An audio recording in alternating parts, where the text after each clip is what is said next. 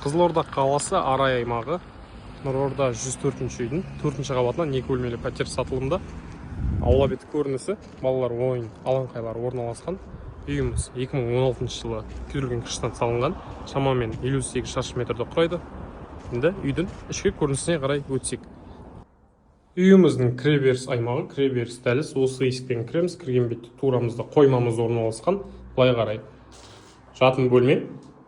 Тереземіз үйдің алдыңғы көрінісіне қарайды.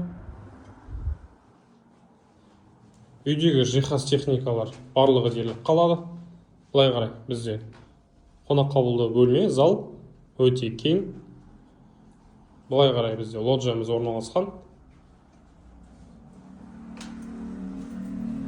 Үйдің артқы көрінісіне қарайды. Әрі қарай Тәуелсіздік көшесі.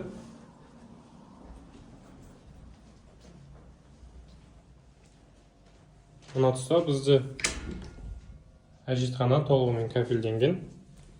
Былай қарай жуыну аймағы. Мына тұста ас бөлмесі.